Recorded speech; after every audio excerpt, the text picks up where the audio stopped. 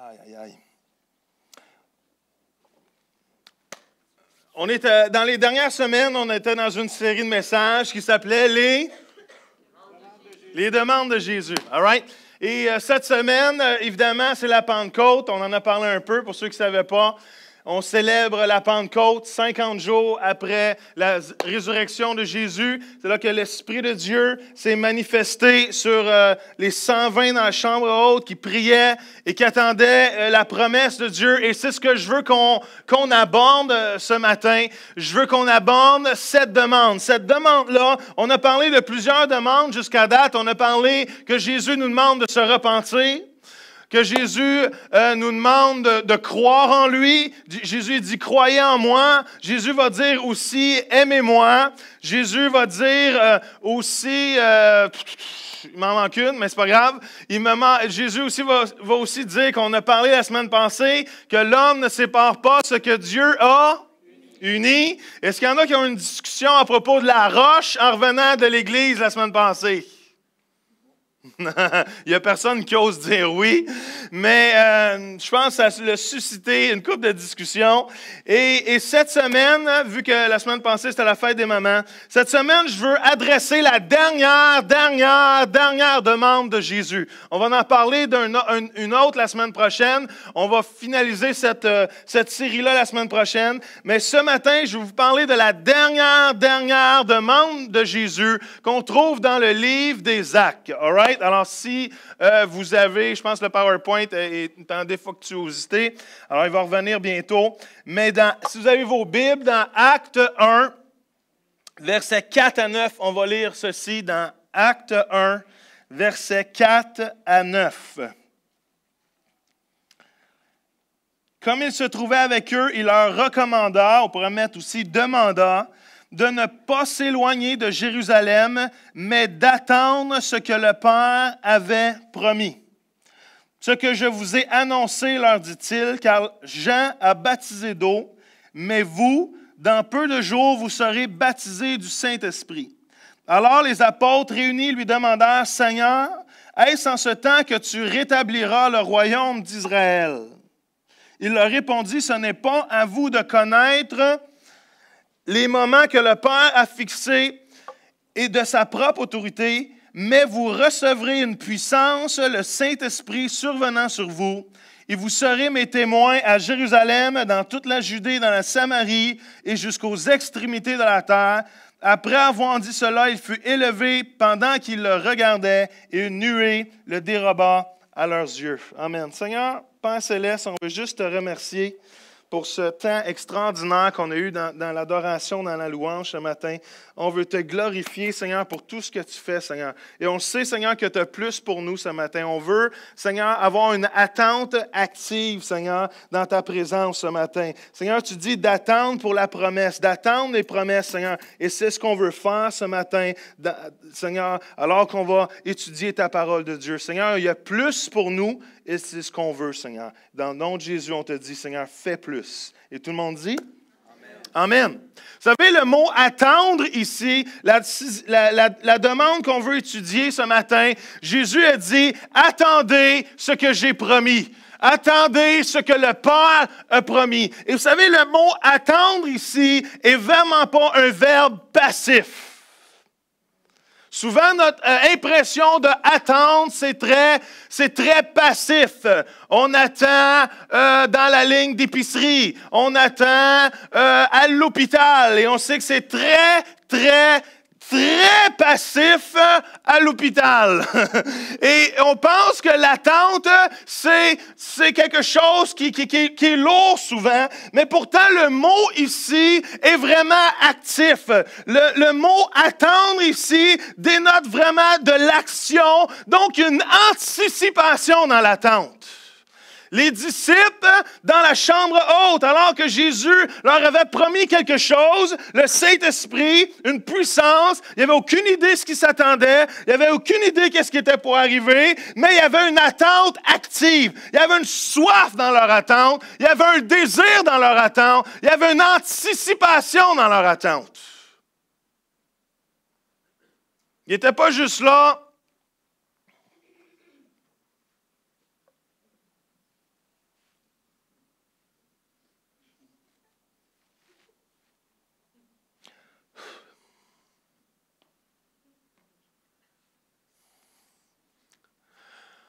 Ouais. C'est long, hein, Pierre? Hein? Ça fait même pas 20 secondes, là, puis vous êtes tanné de m'avoir attendre. Ce qu'on fait, on fait-tu d'autres choses? On va-tu jouer au golf? Va-tu à la pêche? On va aller à la pêche. On faisait ça avant la pêche, je te rappelle? On allait à la pêche, je te rappelle? L'attente des disciples n'était pas, bof, on va voir quand ça va arriver, quand ça arrivera. Non, il y avait une anticipation, il y avait un désir de voir qu'est-ce qui va prendre place. Ma question pour vous, est-ce que vous avez cette attente-là envers les promesses de Dieu? Avez-vous cette attente-là envers l'Esprit de Dieu? Avez-vous cette attente-là envers l'action de Dieu dans nos vies? Est-ce que vous êtes passif ou vous êtes actif dans votre désir de voir Dieu agir? Vous êtes très silencieux, j'aime vraiment pas ça présentement. Notre cœur devrait être plein d'anticipation. Vous savez, le mot « attendre » ici, dans le grec, veut dire « périmeno », qui veut dire « rester fort », rester stable, peu importe les obstacles impliqués, et d'endurer malgré les difficultés entourantes. Le mot ici « attendre » veut dire on va pousser malgré les obstacles. On va avancer malgré ce qui pourrait venir contre nous. On va continuer malgré les défis, malgré les attentes. Imaginez-vous si les disciples auraient arrêté d'attendre après 9 jours. Qu'est-ce qui aurait pu manquer des promesses de Dieu? Et Jésus était là et leur dit, attendez. La dernière demande de Jésus, il a dit, attendez. Pas attendez dans le sens on va faire d'autres choses en attendant. Pas attendez dans le sens on va se trouver d'autres occupations en attendant. Pas attendre dans le sens qu'on va aller faire l'épicerie chez Costco et quand Dieu voudra bien venir, il viendra. Non, il y avait une attente qu'on ne lâchera pas. On va passer à travers les obstacles. On va passer à travers les défis qui viennent jusqu'à temps qu'on saisisse la promesse de Dieu. Est-ce que vous me suivez ce matin? C'est ça l'attitude qu'un chrétien devrait avoir. C'est ça le désir, le cœur, l'esprit qui devrait animer un chrétien. Vous savez, je crois qu'il y a souvent une dualité dans notre vie chrétienne. Oui, il y a un aspect je crois qu'on doit vivre dans l'équilibre dans notre vie chrétienne. Et souvent, la Bible nous enseigne d'un équilibre dans la vie chrétienne. Mais en même temps, il y a souvent les deux côtés de la médaille. Oui, Dieu nous dit en même temps, fais des efforts, donne ton temps. Vous savez, il y a des verbes très énergiques dans la parole de Dieu. Est-ce que vous savez ça? Efforcez-vous. Ça, c'est énergique. Mettez tous vos efforts. Faites tout en votre pouvoir. Endurez, résistez, courez. C'est-tu de l'énergie à votre goût, ça? Mais en même temps, Dieu nous dit par moments aussi, il dit, tasse-toi du chemin. Fais-les pas par tes propres forces. J'ai appris cette phrase-là dans ma vie chrétienne. Let go and let God. Laisse aller les choses, puis laisse Dieu agir. Et oui, dans la vie chrétienne, il y a cette dimension qu'on doit, des fois, qu'on fait erreur de travailler dans nos propres efforts et on manque le rêve de Dieu, on manque le défi de Dieu pour nos vies. Mais aussi, de l'autre côté, Dieu est en train de nous dire, faites tous vos efforts, efforcez-vous, continuez malgré tout, malgré les obstacles qui sont là, continuez, attendez avec activité, attendez passionnément les promesses de Dieu. Percez, poussez, continuez, combattez le bon combat de la foi, endurez jusqu'à la fin. Est-ce que vous me suivez ce matin? Oui, il y a un moment où on doit se laisser. Si on vit par nos propres forces, souvent, on va s'épuiser. Mais aussi, il y a un moment où, soufflé par l'Esprit de Dieu, sachant ce que Dieu veut mettre en place, on doit apprendre à s'efforcer et à tout mettre nos efforts pour saisir ce que Dieu a promis. Il y a un verset super intéressant qui dit ceci. Je pense que c'est sur l'autre image, Jacques, ça dit dans Matthieu 11, 12, qui dit que depuis l'époque où Jean-Baptiste a paru jusqu'à cette heure, le royaume des cieux se force un passage avec violence, et ce sont les quoi? Les violents qui s'en emparent. Les disciples sont vraiment tout mélangés. Vous savez, les disciples s'attendent que Jésus soit le Messie, oui, mais que Jésus élève une milice humaine, Jésus élève une armée humaine pour faire sortir les méchants Romains du pays d'Israël. Est-ce que vous me suivez?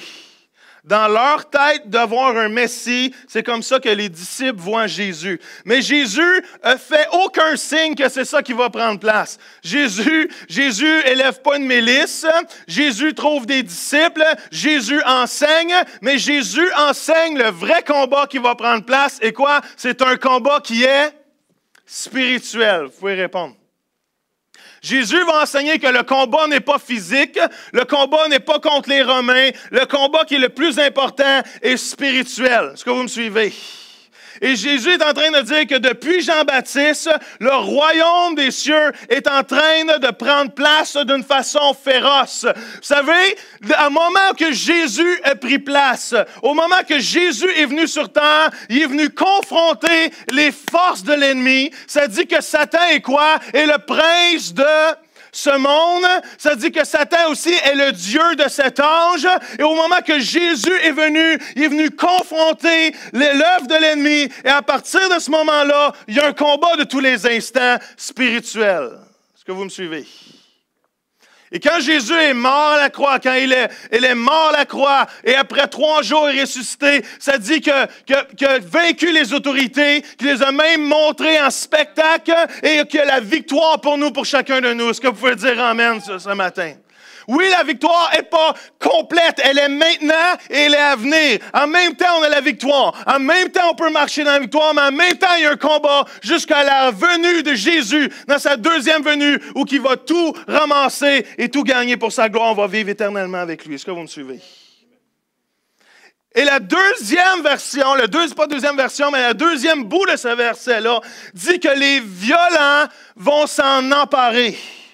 Et pour quelques instants dans la parole de Dieu, je veux vous démontrer que l'attente active des promesses de Dieu produit une action positive. Est-ce que vous me suivez? On peut le voir dans la guérison en premier lieu. On va voir l'aveugle Bartimée qui est sur le bord du chemin, qui est mendiant, que personne s'occupe, que personne voit.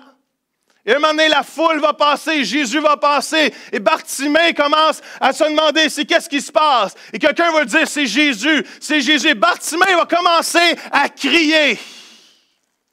Il va commencer à parler plus haut que les autres. Il va dire, Fils de David, aie pitié de moi. Et là, les gens veulent le faire taire. Les gens veulent dire, arrête, tu déranges, arrête, tu déranges le maître, tu n'as pas besoin de le déranger, tu déranges le monde. Et qu'est-ce que Bartimée fait? Il crie encore plus fort et dit, Fils de David, aie pitié de moi. Fils de David, aie pitié de moi. Et Jésus entend sa voix. Vous savez, il y a beaucoup de voix aujourd'hui dans ce monde qui veulent nous empêcher de crier à Dieu. Il y a beaucoup d'oppression dans ce monde. Il y a beaucoup de pensées. Il y a beaucoup de fardeaux. Il y a beaucoup d'obstacles qui veulent nous faire marcher à plat ventre sur terre, le nez contre terre, au lieu de crier à Dieu pour la victoire et pour sa puissance qui agit profondément dans nos vies. Et Jésus a dit, j'ai vu ta foi, sois guéri au nom de Jésus. Comment? Jésus a vu sa foi. Pourquoi? Parce que malgré les obstacles, il a enduré et il a continué à attendre activement la promesse de Dieu. Vous savez, dans nos vies, on doit être capable d'attendre activement en criant à Dieu.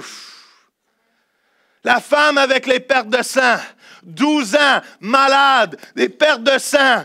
Elle décide qu'il y a une foule, il y a Jésus qui est là, il y a une foule d'hommes. Vous savez, dans ce temps-là, les foules n'étaient pas seulement mélangées. Les foules étaient des hommes d'un côté, les femmes d'un autre, et les familles d'un autre. Et il n'y avait pas ce mélange-là comme aujourd'hui. Mais cette femme-là, avec la perte de sang, décide de se frayer un chemin. Elle décide d'aller à travers la foule. Elle décide de presser à travers les obstacles. Elle pourrait dire, jamais je vais voir Jésus. Jésus est trop loin. Jésus est dans la foule. Jamais. J'ai manqué ma chance. Non, non. Elle dit, je vais passer à travers les obstacles. Elle ferait son chemin. Elle ferait son chemin à travers la foule. Et à un moment donné, elle touche le bord de Jésus. Elle est complètement guérie, juste en touchant le bord de Jésus. Jésus dit, oups! Que se passe-t-il? Et la femme, écoutez bien ça, Jésus se retourne, la femme est effrayée. La femme a le peur. La femme a frayé son chemin à travers la peur. Et Jésus va dire, ma fille, ta foi t'a guérie. Comment? Il y a des moments où on a peur dans la vie. Il y a des moments où on a des défis. La peur nous lie, la peur nous enchaîne et nous empêche de sauter dans tout ce que Dieu a prévu pour chacun de nous. Laissez-moi vous dire qu'à travers vos peurs, Dieu peut voir notre foi quand on marche à travers dedans. Est-ce que vous me suivez? Je vous l'ai déjà dit, peut-être certains ne l'avez jamais entendu, mais go afraid. Allez-y en ayant peur. Allez-y en ayant peur. La peur frigorifie, la peur gèle, la peur empêche la majorité des chrétiens d'avancer dans le plan divin de Dieu pour leur vie. Allez-y en ayant peur.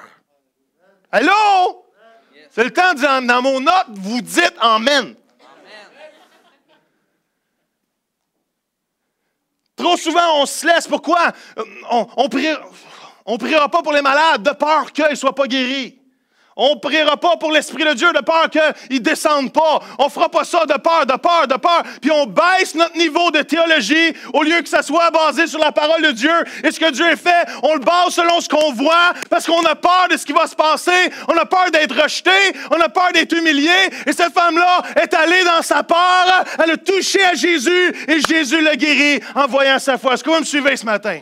Come on! Vous savez, cette foule-là n'était pas supposée d'être là. Un, une femme ne doit pas passer à travers une foule d'hommes. Et deux, une femme qui est en perte de sang dans l'Ancien Testament était considérée comme impure et ne devait jamais, mais jamais toucher à quelqu'un de pur.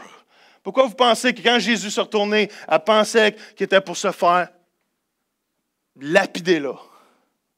Jésus dit, ta foi t'a sauvé. Le paralytique. Un jour, il y a quatre amis qui ont un chum. Ça devrait être des buddies. Je ne sais pas qu'est-ce qui est arrivé, mais ça, c'était des buddies. Ça, c'était le 5e gars qui n'était pas dans le foursome de golf, Stéphane. C'était le... Et je ne sais pas qu'est-ce qui est arrivé à ce paralytique-là. Peut-être qu'il a fait un tour de 4 roues de chameau de trop et il est tombé sur le dos. Et je ne sais pas qu'est-ce qui est arrivé, mais ces 4 gars-là avaient à cœur leur chum. Jésus s'est dit qu'il est dans une maison, la foule est là, la maison est pleine, à l'extérieur de la maison, c'est plein. Et là, je ne sais pas, nous on dit Houston, il y a un problème. Peut-être on dit, je ne sais pas, Jéricho, il y a un problème. Mais je ne sais pas quelle ville on nommait. Mais une chose est sûre, il y avait un obstacle devant eux. Et ils ont dit, c'est soit qu'on retourne à la maison, ou c'est soit qu'on se ferait un chemin jusqu'à Jésus. Et je ne sais pas comment c'était fait, les maisons, vraiment dans ce temps-là, mais une chose est sûre, c'est qu'ils ont réussi à monter sur le toit avec un paralytique. Avez-vous déjà essayé de lever quelqu'un qui est mollasse? Est-ce que vous avez déjà... Tu sais, quelqu'un là, qui se laisse totalement mou, là, c'est vraiment lourd. Qui n'a pas d'énergie, qui n'a rien, c'est vraiment... Je ne sais pas comment ils ont fait, mais ils l'ont monté sur le toit. Ils l'ont accroché, ils l'ont monté avec une corde. J'ai aucune idée comment ils l'ont monté, mais ils ont réussi à le monter. Puis rendus sur le toit, ils ont commencé à ouvrir le toit et faire un trou. Imaginez la foule dans la maison qui est là, puis elle entend cling, cling, cling, cling. Il parle en juif, évidemment. Et tu sais, ils se demandent ce qui se passe. Un moment donné, ça doit être probablement des toits de chaumière. Un moment donné, le soleil rentre. Et là, ils descendent le paralytique. Et Jésus, il a dit quoi?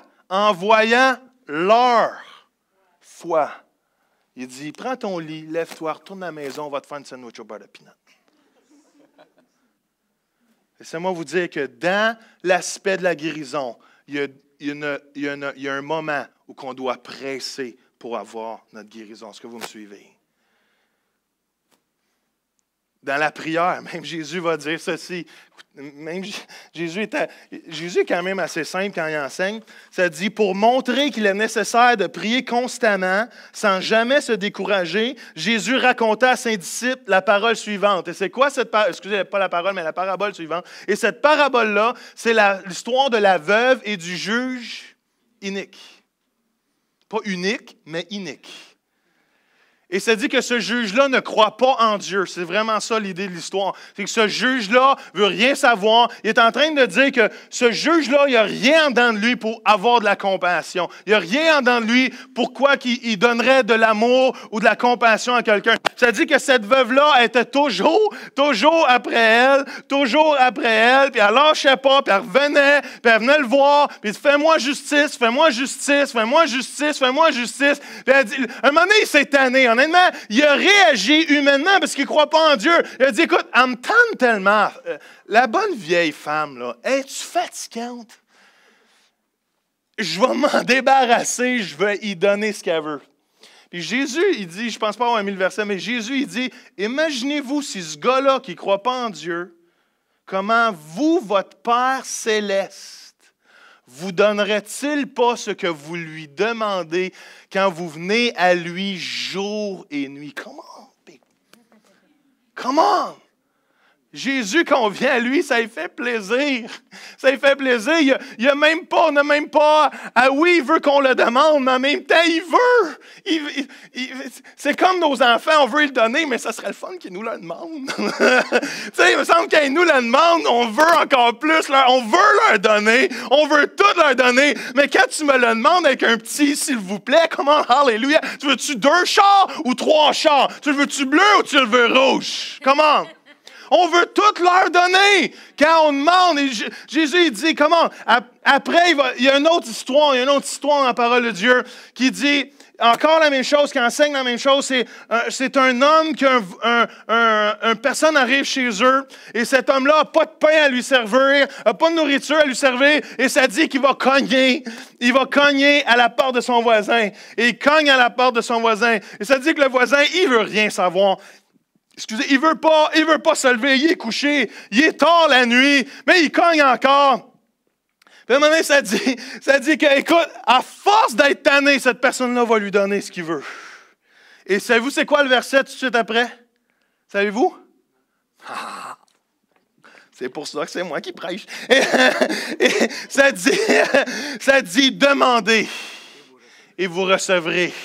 Cherchez, ouais, tu le savais, ouais. Cherchez et vous trouverez, frappez et l'on vous ouvrira. Comment? Jésus est en train de dire, quand vous allez insister, comme cet homme-là a insisté, de cogner, vous allez recevoir. Lâchez pas d'insister. Lâchez pas de continuer, même s'il y a des obstacles. Lâchez pas de prier, même si vous n'avez pas la réponse. Lâchez pas de demander, même si vous n'avez pas encore reçu ce que vous voulez. Est-ce que vous me suivez? Alléluia! J'aime ça quand il y en a un après les autres. Yes. Troisième chose, l'adoration. J'y vais rapidement. L'adoration. Aïe. Un jour, il y a un dîner. Jésus est invité à manger de la pizza. Poulet barbecue normandin chez des pharisiens. Et dépêchez-vous en passant, elle est seulement disponible pour un temps limité. Mais, il est invité chez ce pharisien-là, il est invité chez ces gens-là, et il y a une gang de pharisiens avec lui, et tout d'un coup, il y a une femme qui rentre. Aïe. Il y a une femme qui rentre, puis elle se jette aux pieds de Jésus. Elle est là, imaginez-vous, Jésus dîne avec des pharisiens. Vous savez, c'est quoi des pharisiens? C'était les docteurs de la loi. C'était ceux qui étaient les gérants de la loi. C'est ceux qui décidaient où je t'aime, où je t'aime pas. Où on doit l'aimer, où on ne doit pas l'aimer. Où je me tiens pas proche de toi. All right? Et cette femme-là, elle rentre avec fracas. Elle rentre dans une maison qu'elle ne connaît pas. Elle rentre rencontrer des gens qu'elle ne connaît pas. Puis elle se met aux pieds de Jésus. Elle commence à pleurer.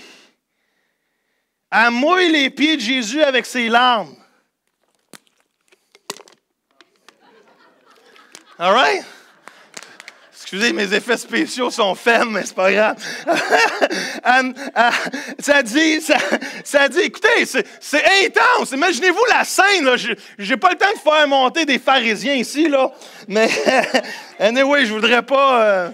Anyway, c'est pas grave. Et elle pleure. Les hommes sont là, les hommes la regardent, les hommes de la loi. Ça dit que cette femme-là, c'est une femme pécheresse en plus. Et là, elle pleure à Jésus. Ça dit qu'elle essuie les pieds de Jésus avec ses cheveux. Bon, moi, c'est plus un Swiffer qu'une vadrouille, mais... et elle a ce moment d'adoration devant Dieu, devant Jésus, excusez. Et elle verse un parfum de grande valeur qui supposément vaut la valeur d'une année de salaire à ce moment-là. Imaginez-vous le regard de tous les pharisiens. Puis même les pharisiens vont dire, Jésus ne doit pas être vraiment un vrai prophète, parce que s'il serait un vrai prophète, il saurait que cette dame-là n'est pas trop recommandable.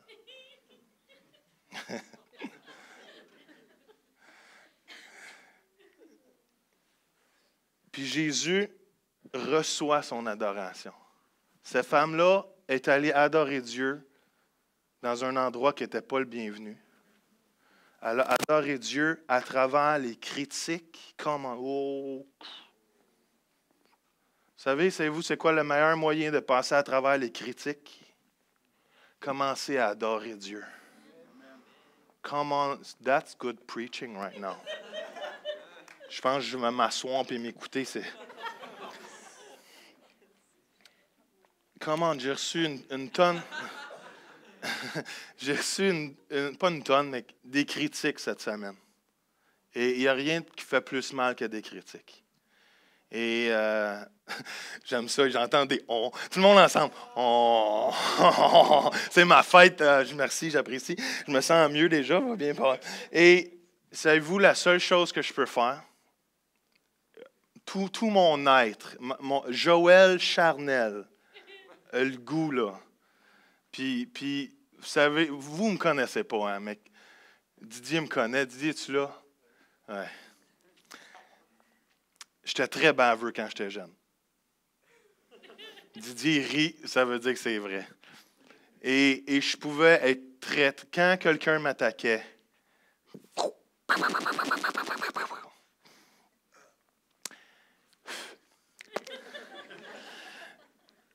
et aujourd'hui, j'ai appris que je ne peux plus faire ça. Mais je dois aller... Cette nuit, je n'ai pas dormi. J'ai dormi 3 heures, puis à 3 heures, j'étais réveillé, puis c'était du combat spirituel jusqu'à 7 heures ce matin. À un moment donné, je dis, Seigneur, c'est fini. Parce qu'il me semble qu'1 heure de sommeil avant ce matin, ça serait bienvenu. Mais la seule chose que je peux faire, c'est adorer Dieu. Vous savez, à travers les yeux de la critique, la seule chose que tu peux faire, c'est va danser dans la présence de Dieu. Puis shake it off. Shake it off.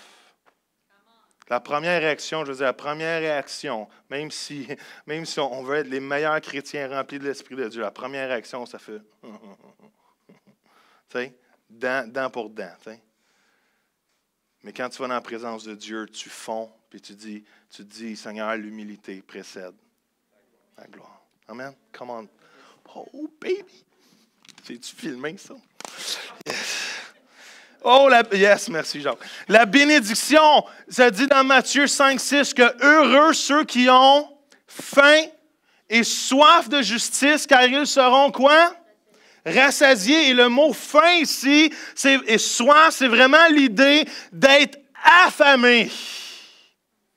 L'idée d'être affamé, tu le veux tellement que tu n'es pas capable de t'en passer. Et c'est un verbe continuel. Comme le verbe demander, c'était un verbe continuel. Ça veut dire continuer de demander, continuer de prier, continuer de frapper, continuer.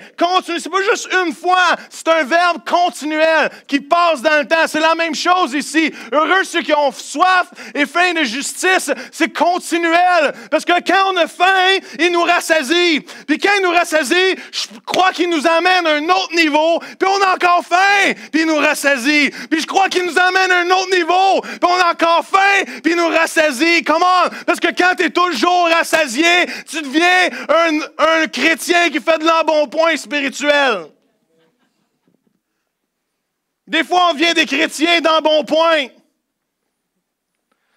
On se gave, on devrait rassasier, on pense qu'on connaît tout, on pense qu'on sait tout. On connaît rien, Boswell.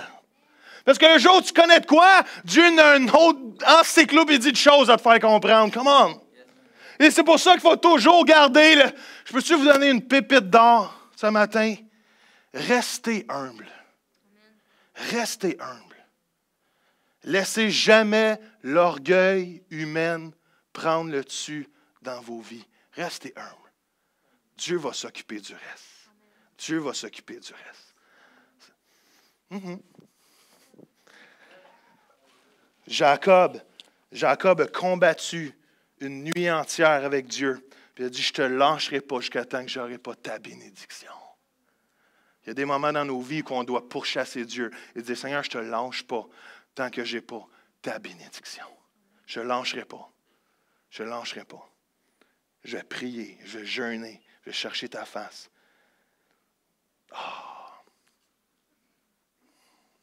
Celle-là aussi, ça va être bonne.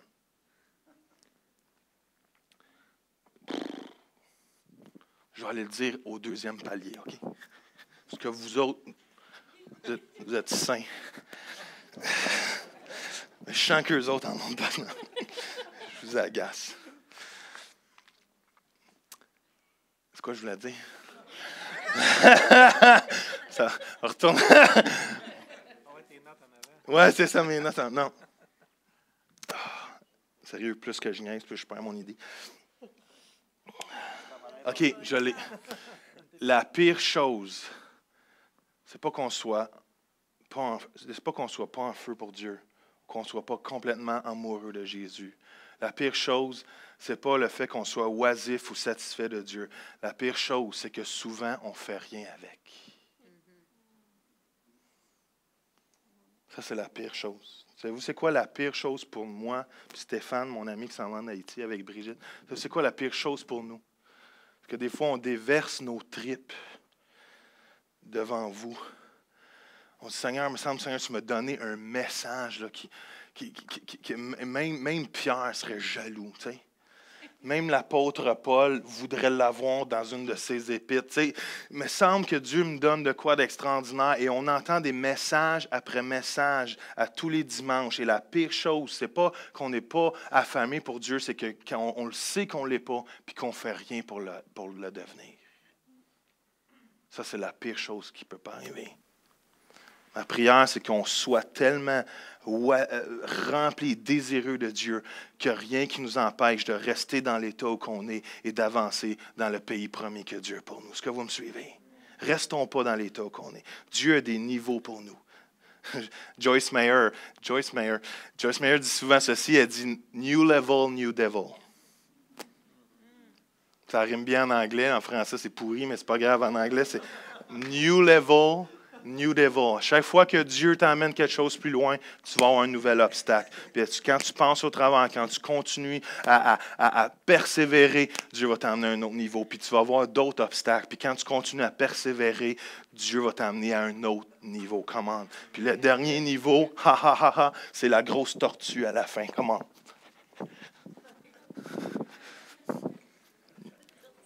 Vous avez jamais joué à Mario Bros, vous autres?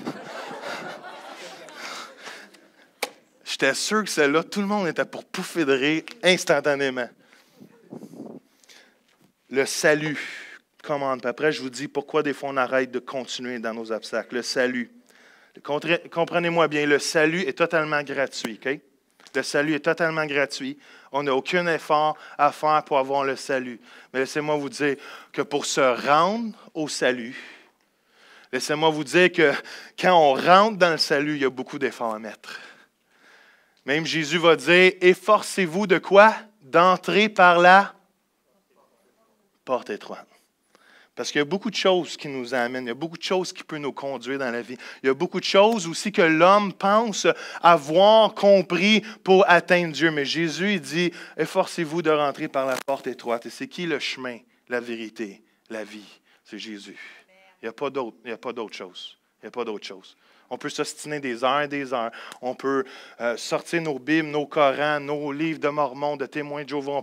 On peut tout faire. On peut s'ostiner intellectuellement. Laissez-moi vous dire que spirituellement, il n'y a aucune autre porte que Jésus. Il n'y en a pas d'autre. Puis Jésus aussi va dire, travaillez à votre salut. Est-ce que ça veut dire qu'on doit s'efforcer pour être sauvé? Non, non, non, non. Mais ça veut dire qu'alors qu'on est sauvé, c'est en train, même quand on lit d'autres versions, ça dit que votre salut porte du fruit. Ça, il est en train de dire que quand on travaille à notre salut, ou quand il dit que notre salut porte du fruit, ça veut dire qu'on devrait être des fermiers de notre vie spirituelle. Ouh, que c'est romantique. L'amour est dans les prés, comment?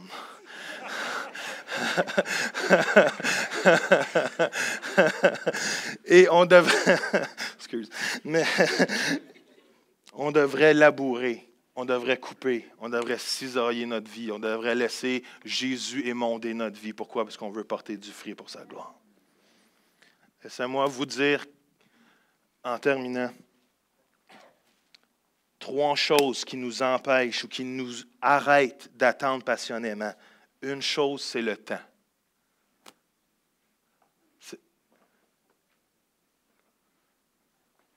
Tout le monde sait qu'attendre à l'hôpital, c'est infernal. Ça rime. 12 heures d'attente pour un rhume des foins. C'est terrible. Et l'attente nous frustre. L'attente nous insurge. L'attente nous-mêmes, souvent, nous pousse à changer de direction. Alors que Dieu nous dit, attends la promesse.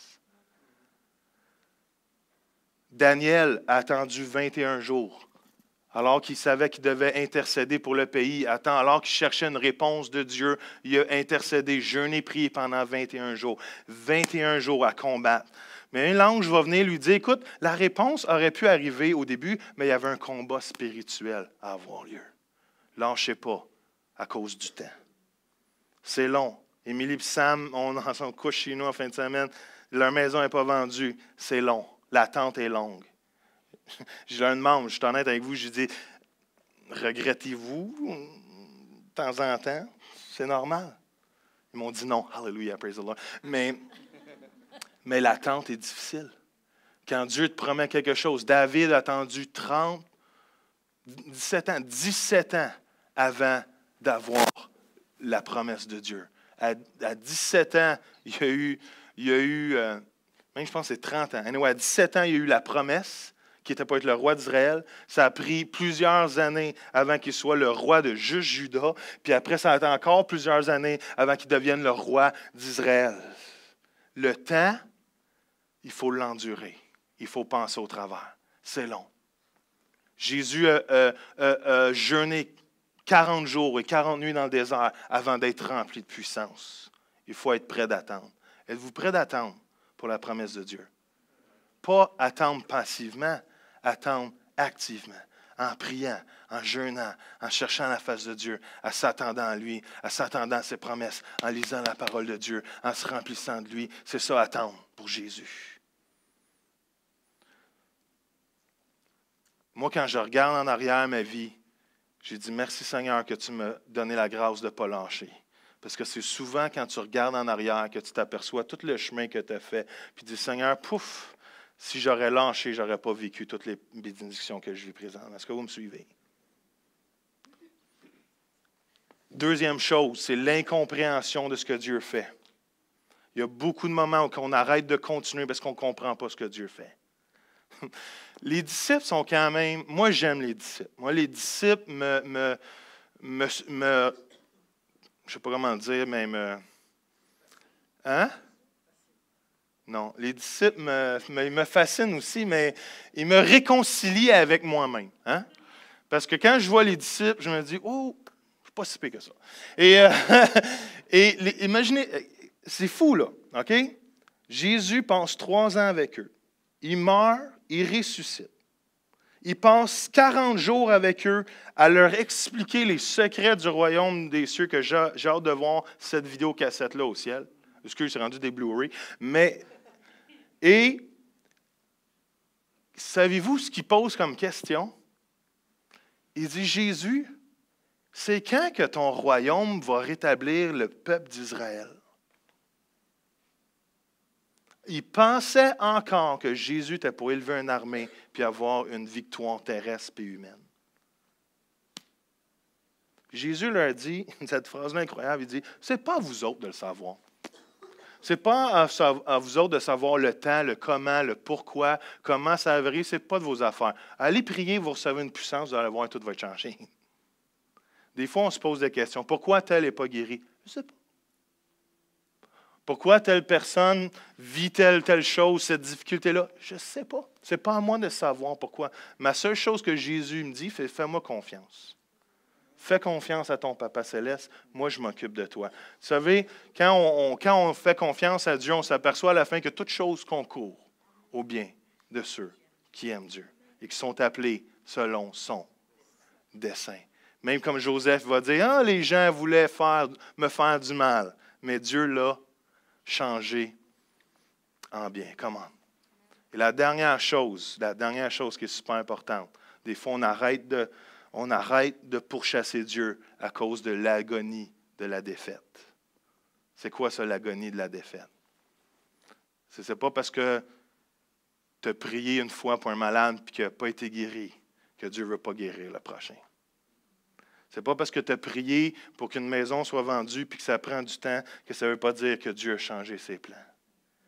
Ça ne veut pas dire parce que tu as prié pour les besoins de quelqu'un financier puis il n'y a rien qui a changé dans sa vie. Souvent, désolé de vous dire ça, mais en tant que chrétien, on vit souvent l'agonie de la défaite. On a prié, ça c'est la pire chose. Tu pries pour ton enfant qui est malade puis tu ne le vois pas guéri.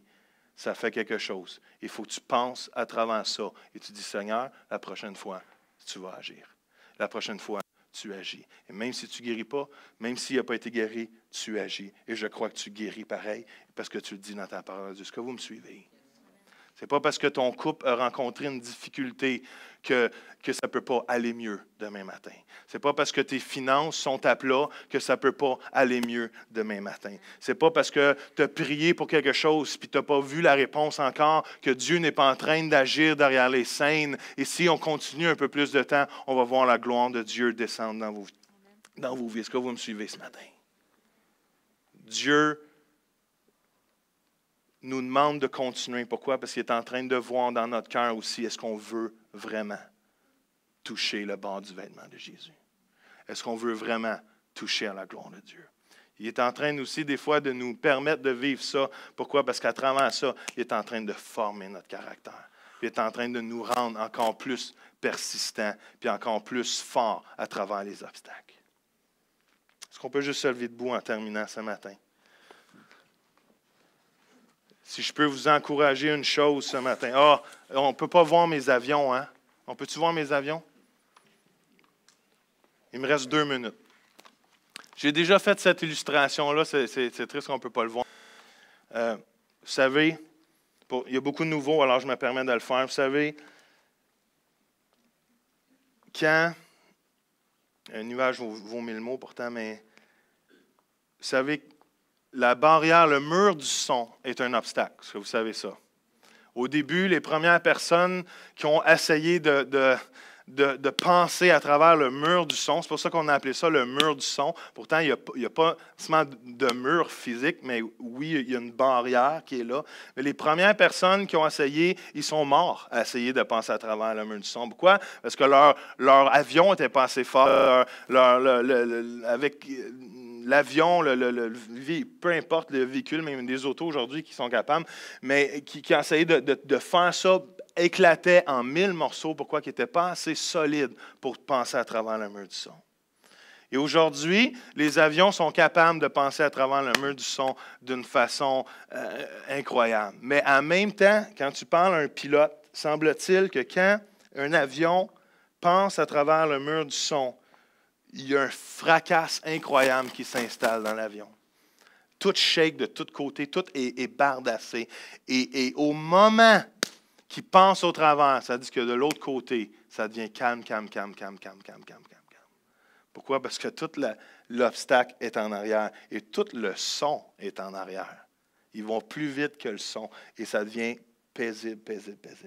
Et on ne voit pas, on ne peut pas voir l'image, mais j'avais des images d'avions F-16 et littéralement, quand un avion passe à travers un mur du son, il y a comme un halo, je ne sais pas comment dire, il y a comme un cercle qui se fait au travers de condensation et tu vois vraiment un avion comme qui passe à travers un mur. Laissez-moi vous dire, juste en vous encourageant à terminer ce matin, on vit tous des obstacles. On vit tous des défis. On vit de la critique. On vit la maladie. On vit les difficultés humaines. On n'est pas de ce monde, mais on est dans ce monde. Il pleut sur les bons, il pleut sur les méchants. Il fait soleil sur les bons, il fait soleil sur les méchants. Mais laissez-moi vous dire que Dieu nous appelle à attendre passionnément ses promesses. Et que peu importe les obstacles, ça dit qu'on est capable de résister et Dieu va envoyer sa paix. Seigneur Jésus, en terminant ce matin, je veux juste te glorifier, Seigneur, parce que tu es un Dieu de paix, de joie. Tu es un Dieu, Seigneur, de compassion. Tu es un Dieu d'amour. Et tu es un Dieu qui voit notre foi au travers de tout, Seigneur Dieu. Et je te prie ce matin, Seigneur Dieu, que mes frères et mes sœurs aient la force et le courage de dire non seulement que je ne veux plus être dans cet état-là, mais Seigneur, je veux devenir quelqu'un qui t'attend passionnément, Seigneur Dieu, et qui atteint les promesses que tu as eues pour chacun de nous, Seigneur.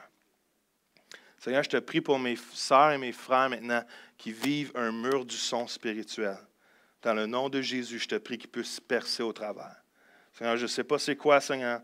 Ça peut être toutes sortes de difficultés au travail, à la maison, peu importe, Seigneur. Dans leur cœur, peut-être, ça brasse plus que jamais. Peut-être qu'ils sont bombardés de défis émotionnels, spirituels, physiques, Seigneur. Mais dans le nom de Jésus, Seigneur, on te prie, Seigneur, qu'ils puissent penser à travers, Seigneur. Seigneur, remplis de ta présence, Seigneur. Qu'ils aient soif et faim de toi pour ta gloire. Dans le nom de Jésus. Amen. Yes.